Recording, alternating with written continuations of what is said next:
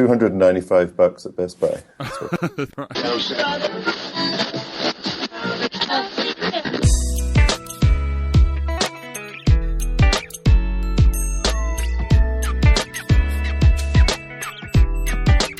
Hi, everybody, and welcome to the Pre-Accident Podcast. I'm your host, Todd Conklin. Well, here we go again, man. It's always fun to do these podcasts, and it's been a great week for me. Very excited. I'm really excited about today's podcast, actually. I can hardly wait to actually play it for you. That's how excited I am about the podcast and all of its excitement, because there's much greatness on this podcast. You only have to wait and listen. Today, we're going to talk to a guy named Adrian Cockcroft. And Adrian is a long-term computer back-end DevOps reliability guy. And he's worked everywhere. I mean, and he talks about it a ton. It's actually really fun to listen to this podcast. He does a bunch of work with highly reliable systems. And he contacted me, just sent me an email, and introduced an idea for a podcast that I couldn't really say no to. And you'll see why.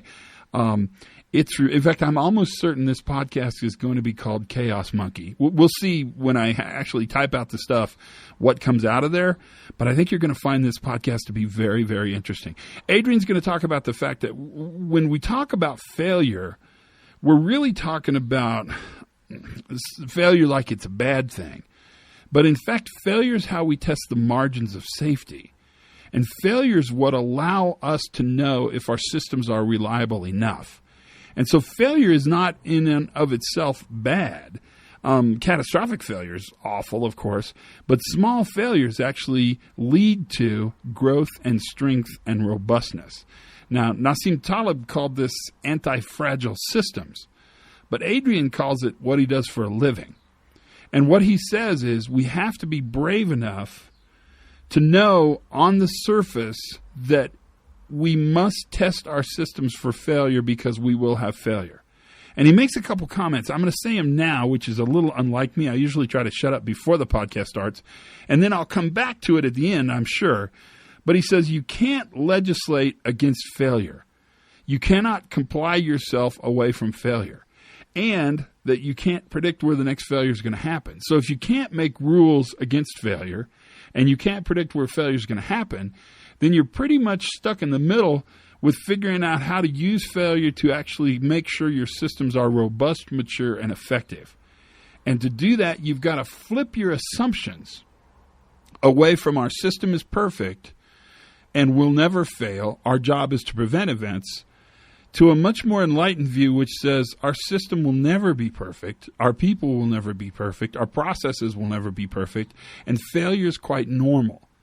And when that failure happens, do we have the ability to actually manage away from the negative consequence? And that is pretty much the new view of safety in a nutshell. I think, well, you tell me, but I think you'll listen to this podcast more than once. In fact, I can almost guarantee that you'll listen to this podcast a couple times because it is chock full, whatever that means. And I think it's more than just full. Full is full, but chock full is very full of enlightened information and just knowledge, just matter-of-fact knowledge. It's just a conversation. We're just talking, a couple guys talking, right? We're using Skype so you can tell how good the talk's going to be. But we're going to talk about this idea of failure. Let me kind of back off from here and go back and say, listen to the podcast and see what you think. Other than that, I think things are grand here. The summer is in full swing, which is always nice. Scheduling is scheduling. I would talk about how bad I am at it, but I think that's getting tedious. Gosh, I'm trying to think if there's anything really exciting. The new book is doing really well. Thank you for picking up the Pre-Accident Investigation Better Question. I can't tell you how excited I am about you having that book and how excited I am about the potential for that book to sort of lead you into a different way to learn and engage your workers in really better investigations. And the way we get to better investigations is we ask better questions. So, but that's all coming up. That's coming up later. So until now, why don't you just sit back and relax, let your ear holes be filled with wisdom for about 20 minutes or so, and listen to Adrian Cockcroft. And he's going to talk to you about failure and his team of simian failure monkeys.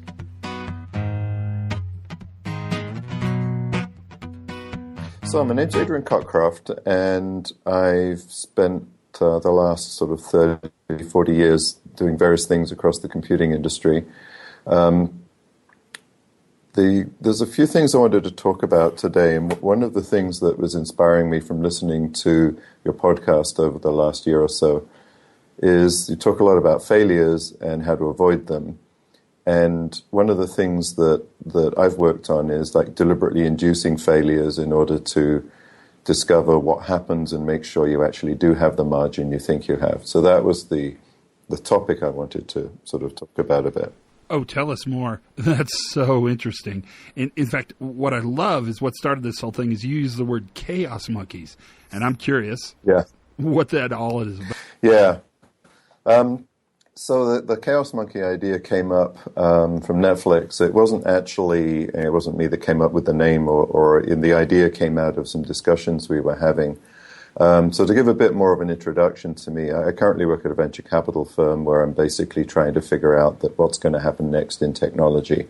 Before that, I spent 7 years at Netflix. Several years of that, I was the chief architect at Netflix for the cloud transformation and how we were rebuilding the site to go from shipping DVDs to streaming globally. Wow. Yeah.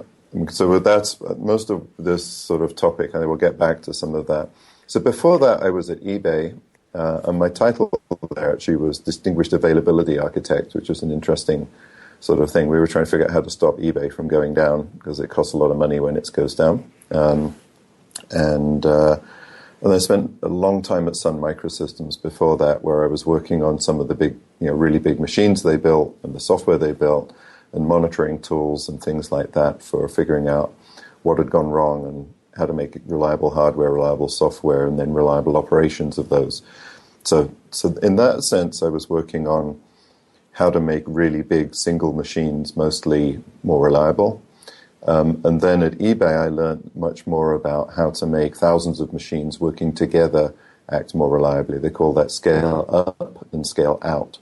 So you've got lots of replication that you can work with when you're doing scale out. And then when I was at Netflix, we worked on taking our existing system, which was a mixture of the two. We had one big back-end, huge database server, and if it went down, everything stopped. And in 2008, it did go down for a few days, and there was a big outage. We couldn't ship DVDs. And that outage caused us to rethink how we were operating ourselves. We wanted to move to something that was more flexible to support the streaming workload, but also something that was more reliable in aggregate. And that was when we started looking at this new cloud-based services that Amazon Web Services was bringing out at the time. So we figured out an architecture that fit with that, and that's where the whole idea of you're running on low-cost, relatively low-reliability machines, but you aggregate them together to create a much more reliable ensemble, if you like. That make sense? Totally, yeah. I like how you talk about these complex systems and how you increase, using the complexity, the opportunity to fail in order to learn. Wow. That's incredibly interesting to me, and I think everyone else. Yeah, so one of the people that helped build AWS when they first started it was a guy called Chris Pinkham. And I was talking to him at a conference. We were on stage talking about, we were like jointly presenting a sort of a panel session. And he said something that really kind of distilled this for me. He said you can't legislate against failure, right? You can't have a law that says this won't fail, but what you can do, and you can't say what will go wrong next, but what he said was that he always focused on being able to detect quickly and respond quickly. And almost all of his engineering investment was around detection and response rather than trying to make any particular part of the system sort of, because it's always going to fail in the thing you haven't looked at yet. Right, next. Right, absolutely, totally, completely get that.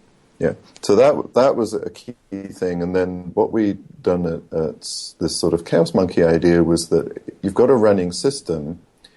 At various times, these machines will disappear. AWS at the time was running on very low-cost commodity hardware, and they had machines just disappear. They would just stop working, and one of your servers would just not be there anymore. And sometimes they'd give you a warning to say, we're going to reboot this machine or or they give you a bit of advance warning that they had to shut down some part of their internal systems, but you'd get a little bit of warning, or sometimes they'd just go away. So we wanted our developers to flip their assumption from the assumption they were running on a reliable computer to the assumption they were running on an unreliable computer. And this was a big mind shift, and it's one of the biggest mind shifts that people have to go through in software engineering. And some people still sort of want to pretend that the computers will always be perfect, and you can ignore the fact that they might go down. And you kind of end up with these very expensive mainframe-style machines that have lots of redundancy built in. Some of the big machines we built at Sun were like that. But here we basically said, well, if any particular machine can die at any time, you want to be able to survive that. So what we'll do is during the day, between, let's say, 9 a.m. to 3 p.m., there will be a little service going around, this chaos monkey, and it will just delete machines in production. You delete them in test and production. So you had machines and they were just going to go away. And then you had to build a system that could deal with an individual machine going away. Now, this is, you no longer have one machine doing things. You have hundreds of machines doing the same thing. So losing one is losing, a few % of your capacity. And your system should be able to survive that. Okay, so right. That's super interesting to me. But you said a whole bunch of really smart things all at once. You can't legislate against failure. You can't predict what will fail next. Compliance, all of a sudden, is not nearly as significant as we once thought it would. And the mindset shift, flipping the assumption from belief that the system is perfect to the belief that the system will fail, that's so interesting. How come? I think it's because you start having to think at a higher level about building a resilient application. Like if you're in an environment that's full of danger, as opposed to an environment that's very safe, right? You behave differently. There was an example once, and you might have heard this before, putting airbags in cars made people drive more aggressively, right? And somebody said you should put a 6-inch steel spike in the middle of the steering wheel and everyone would drive much more safely. It's like a thought experiment, right? Right? You'd be terrified. You'd be driving really slowly and really carefully, right? So there's a sense that if you give people machines and you say they're going to work perfectly all the time, they write software which assumes everything's going to be perfect and it doesn't have good failure and error handling, and you don't get to think about, if I call this other service, is it going to work or is it going to not work? I'm going to assume it's going to work. And then when you're testing it, you're testing in an environment where most of the things work most of the time. So your error handling and failure management code paths and practices and processes are really untested. So the situation here is we were trying to introduce failures at a controlled rate so that we would have regular testing, and have an environment that was inherently dangerous. We were putting this spike in the middle of the steering wheel for the developers, effectively. So the question is what did you guys learn out of all this? What we learned was that in the sort of traditional software development environment, if developers have this notion that systems are perfect, then there's an operations team whose job is to make the machines look perfect, right? And the interface between those teams is that the developers are always saying, those stupid operations people, they always take too long and they have all these constraints that I don't like. And the operations people always say, well, the developers build these broken software that they throw over the wall and they walk away and it goes down, and they're sort of in conflict. You had John Olsbor on the show at some point last year, and there's a whole DevOps world now where the developers and operations people work together to make it reliable. And the responsibility is shared much more across that boundary, and the teams are much more integrated. So developers are responsible for operations. So what we did was we put developers on call. We said, you're now the frontline support. If anything breaks in your system in production, we'll call you directly. We'll put you on the call. You're the frontline support. And they discovered that when you put them on call, they build systems that are very reliable. And if you don't put them on call, they build systems where they assume somebody else is going to fix it. Well, that makes good sense. Right? We get it. It's like systems thinking, right? You apply the pain to where it'll do the most good. And that was the basic idea. We did another thing, which is, you hear that maybe sometimes in the computing world you hear this term microservices now, where you take a large monolithic application that was written as one big bundle of code and you break it into lots of different pieces, where each piece does one thing. So now you've got an ensemble of small pieces that can be changed independently and they can fail independently. So if your software is one huge system and that system crashes, everything's gone. Right? If your system is hundreds of separate services and one service crashes, one part of your system maybe degrades slightly, and you can quite often work around it. So you get much more, you're setting up an architecture that creates much more partial failure. And then you typically have any one service, you have a set of, a developer or a few developers looking after that. So it's very clear what broke, and it's easier to figure out what broke, and you can call the developer that built it, or you can automatically fix it. And we've been building lots more automation around that. And because the failures are small, you have more capacity to handle many more small failures as opposed to one giant catastrophic failure. Yeah, exactly. You're basically building you're limiting the blast radius of a failure, right? It's lots of small isolated components with very clean interfaces. There are still some systemic failures that you can get, and those are dealt with at a higher level. So Netflix came up with a bunch of chaos monkeys, which they called the simian army because they had lots of different types of monkeys. And they were sort of monkeying around with the system was the idea. So the chaos monkey just removed machines. It simulated a service disappearing, and the idea was that if you were trying to talk to that service when it disappeared, you could just retry somewhere else and it would succeed there. So you end up with a few retries when you kill a system, but there shouldn't be any state lost in that system. There shouldn't be any local information inside that system that would be lost. So that created an environment where all the state is replicated into multiple places, and if you lose any one place, you can still get it somewhere else, right? So the system becomes stronger as it fails. Is that right? Yeah. So you get farther along, you get smarter about your system because your system has all these small failures. It's the anti-fragile deal. Yeah. It's when Taleb's anti-fragile book came out, I said, yes, that's the idea. The idea that if you work out, and physical examples are great here. So if you go and exercise a little bit and you hurt a little bit, but you get a little bit stronger, and you're lifting weights, and over time you can lift more and more weights. That's great. But if you try and lift too much and you pull a muscle, then you can't touch anything for weeks as you fix your muscles up. So you've gone too far. But if you don't lift weights at all, then you need to move something. You can bust yourself just because in your daily life. So there's this idea that there's a certain amount of exercise that's good, too much is bad, and none is bad. So you want to have just enough that it makes you stronger. And a lot of the anti-fragile idea is around trying to figure out what is the right amount of exercise that makes something stronger, but doesn't cause it to break completely, but doesn't cause you to get sort of flabby and complacent.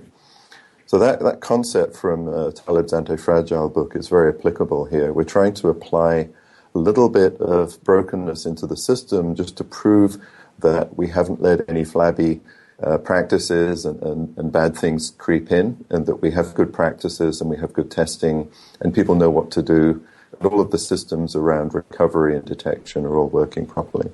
So just enough failure to make sure your system is robust enough, but not too much failure so you would cause catastrophic failure. That is really a cool idea. Of course, the exercise metaphor is lost on me, but nonetheless, that is really an interesting journey. This intellectual quest you've been on for this new flip in assumptions, where's this change coming from? What's enlightened us? Why do we care, and why are we so interested in what's happening? I think if you look back at what's the cost of failure, that's usually what's driving these things.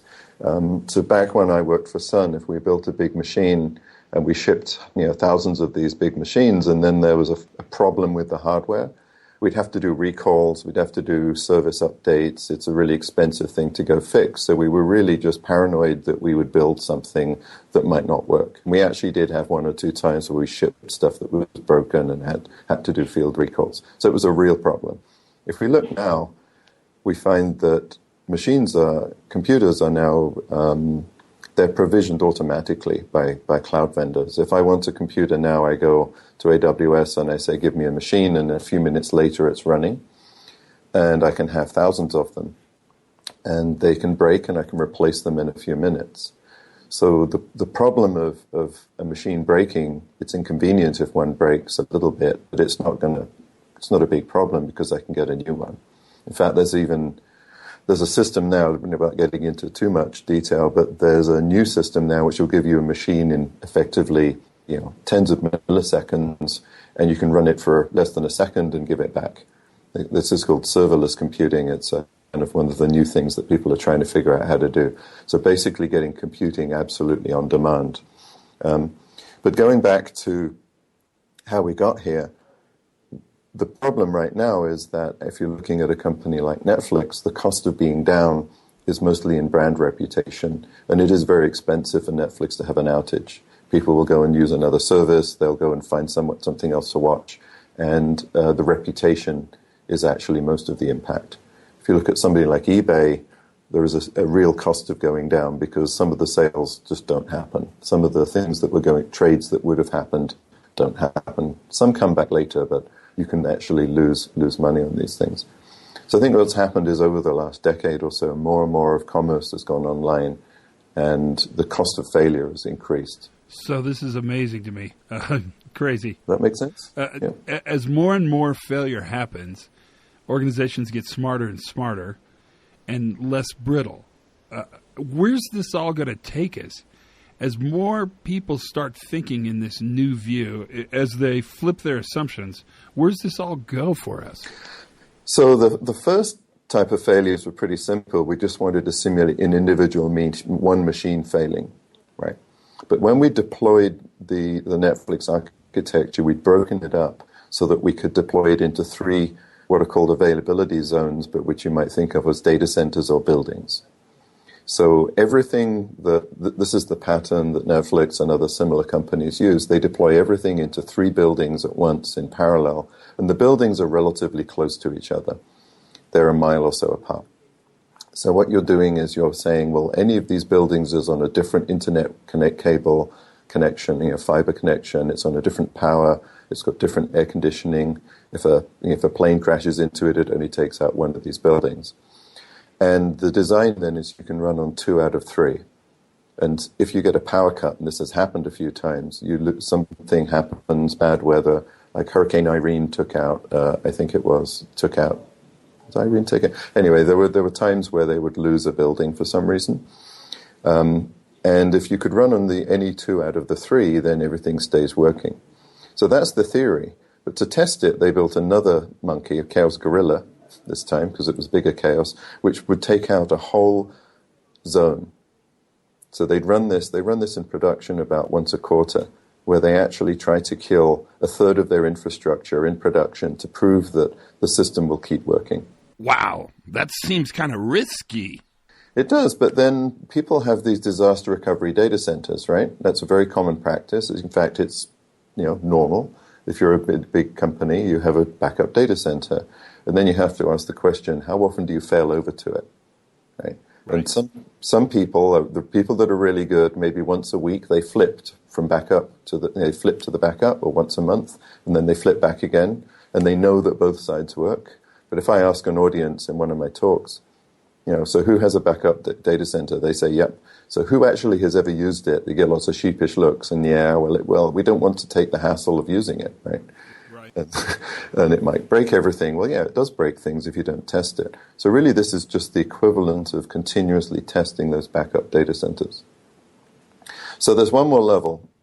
We had Chaos Gorilla, which takes out 1/3 of a region's infrastructure. They then have multi-region. So the data is stored on the east coast of the US, in Virginia, in Oregon on the west coast, and again in Europe. And all the data is stored in all 3 locations, which sounds wasteful, except they can actually shut down the east coast and run everybody out of the west coast or Europe. So this is a very symmetric model, where you're using low-cost infrastructure, you're replicating it 3 times per region and across 3 regions. So there's 9 entire copies of everything that's needed to run Netflix, and they basically need 2 out of 3 regionals or 2 out of 3 zones in a region to keep working. Well, that seems kind of expensive, like super over-engineered. I mean, and that's a potential issue there. Yeah. Except that you're really not over-engineering it because you're using cheaper infrastructure but more of it. That's interesting. There is some extra cost to it, but you can design out most of that cost by using low-cost components and avoiding a lot of the things you'd normally do in the data center that are very expensive.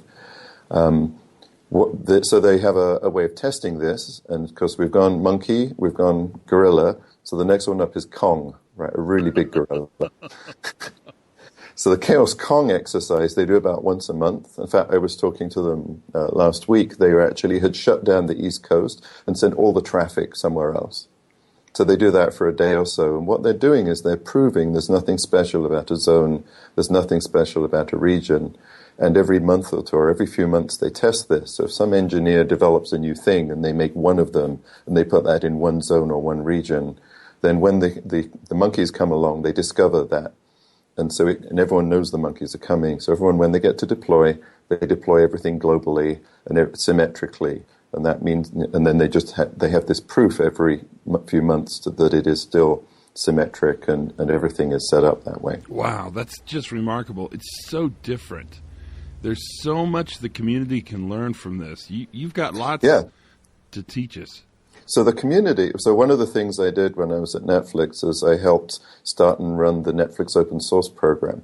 So we basically took the software we built to do all of this and we put it out as open source software, and other companies have adopted it to run their systems. So this isn't just a Netflix thing now, it's a Netflix open source platform that a lot of other companies do. One of them is Nike. If you think about the Nike Fuel Band and your Apple Watch and your sneakers recording you when you go for a run, there's millions of people around the world running around logging their data into Nike's online services. And they took the Netflix open source software and built out kind of almost complete copy of what Netflix had done to run that service over the last few years. So what are the big learnings out of this? I mean, what are you sitting around in the evening thinking, wow, we're better at this because of this? What have you learned? I think so what I'm finding now is that people are trying to adopt these patterns. They're trying to adopt cloud. They're trying to adopt some of these open source things. And they're still hanging on to the idea that they don't want to break things. Yeah, right? I hear you. You got to sort of be comfortable. You've got to, I mean, the whole point with this sort of new view of safety is to know that you're building a margin for safety. Right. But you don't know how big the margin is unless you test it. So you have to have a safe way to test how big your margin is and do you still have that margin. And that's the critical sort of insight that's come along with all this. And this flipping of assumptions, the belief that things will fail. I mean, it's not if they fail, it's when they fail. It seems so simple to us when we talk about it on the podcast, but I realize this is really a hard switch for people. This change is difficult for them to do. Yeah, I'm seeing that. And when people set up new computer systems, one of the things I advise them is the first thing you put in is the Chaos Monkey, or the first service you should be running in a new environment. And then you install the rest of the application knowing that the monkey got there first. And people tend to kind of, when we're in production, we've got it all working, then we'll add the monkey. And of course, nobody then wants the monkey messing with their system. I'm not sure anybody ever wants the monkey. So you have to get it that way around. You have to build in the assumptions into the architecture of what is available and what is resilient and the activities that are going to be happening there. So that's kind of where we should be, right? There's a few other things they've been doing as well. Actually, this is mostly since I left Netflix about 2 years ago. They started building out a system for failure injection testing.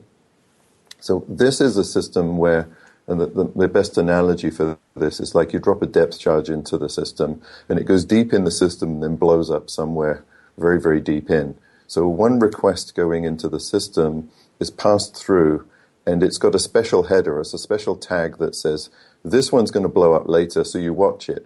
When you see this request come through the system, you track it, and you track it with lots of extra metrics and tracking information and logging information. When it gets to a particular target in the system, it causes that system to misbehave, to respond slowly or return an incorrect data or return an error. And then you watch how that effect ripples out from that point. So this is absolutely like laser targeting a particular system to see, okay, what happens if this machine fails once? And you can do it with a synthetic input where it's not even a real customer asking for real data. It's a synthetic test, but you're using these tests in production to prove that the things work. So you get that concept? So it's a very deep failure injection testing that's targeted into the system. That strikes me as crazy brave. Like, you'd have to be so gutsy. It really makes you believe in your system. So there's actually a paper on this. There's a guy called Colton Andrus who was working at Netflix at the time, and another guy from Berkeley University called Peter Alvaro who was working on testability and knowing what to test. And they got together and came up with a way to figure out which tests need to be run to prove the system's going to work. Like, where is it most likely to break? And which breakages are most likely to cause a problem? Because now you can point these injected tests in very, very targeted ways. You have to figure out what you're going to target. So I'll send you a link to that talk if people want to follow up. Yeah. Oh, that sounds great. I'd love to have that. This is interesting to me. This is really a switch. This is bravely testing your systems. We're safe because we test. I think so, yeah. And people are still finding their way into it. A few people have really got it, but it is still a thing that you still see it. When there are outages at infrastructure level and bad weather and whatever, you still see websites go down, even though these techniques have been available now for, we first started talking about them about 5 years ago. So it should be more prevalent now, but it takes a long time to get everyone's minds to shift over to a new way of thinking about failure. It's amazing to me because it's a shift in thinking. It's a shift to the new view. I want to call it a cost argument, but it's not. This is a new view shift. It's mindset, and the cost comes, the value of not going down for these, modern, there's a lot of software out there, right, that runs our lives now. I just saw a quote that said that there's more code in a John Deere tractor than there was in the space shuttle, right?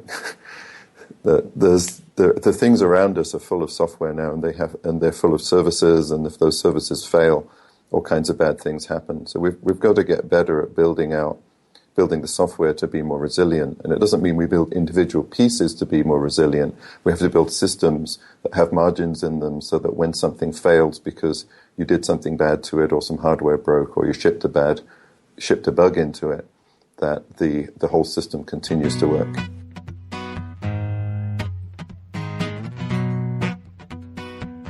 So what'd you think? Holy cow, I told you.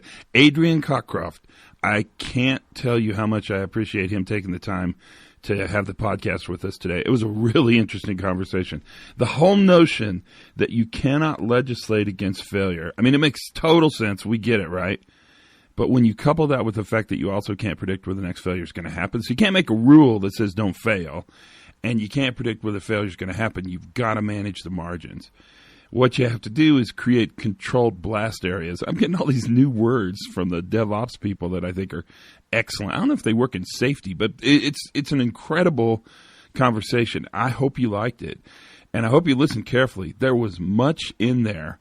It's deep at a bunch of levels. In fact, the idea of chaos monkeys for fall protection, or chaos monkeys for confined space, or chaos monkeys for pilot fatigue, those are pretty interesting ways to test the margins of our systems and to really test the robustness and resilience that our systems carry with them, especially systems that are complex, many pieces tightly coupled, and that the cost of catastrophic failure is unacceptable, untenable. Pretty great conversation, I'd say. One of the greatest podcasts ever, but they're all pretty damn good. This one just kind of fits in with the rest of them. Thanks for your time. As always, thanks for subscribing. That makes a big difference. Tell your friends because more is better. Have some fun. Learn something new every single day. I bet you did today. And for goodness sakes, be safe.